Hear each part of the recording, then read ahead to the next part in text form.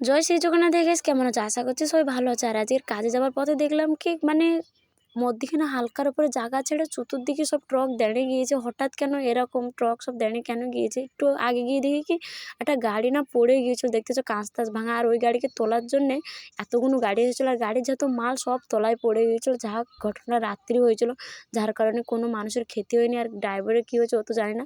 তো গাড়িকে টাইন নিয়ে যাচ্ছিলো আর একটা গাড়ি, ওই গাড়িটা ভেঙে গিয়েছিলো। আর যে তোমরা তো জানো দুপুরে আমার ফোন অ্যালাউ নেই।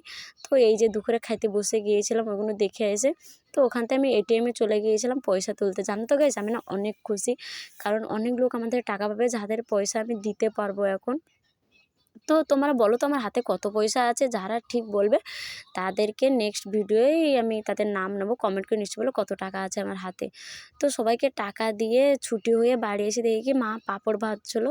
তো পাঁপড় খেয়ে নিয়েছিলাম। আর জানো তো গুড নিউজের উপরে আরেকটা গুড নিউজ, বাবা নিয়ে এসেছিলো পকোড়ি নিয়ে এসেছিলো। আমি হাসতে হাসতে অনেক পকোড়ি খেয়ে দিয়েছি গাইস, খুব টেস্ট। জানো তো, ভিডিওটা এই অবধি রাখি। জয় শ্রী জগন্নাথ।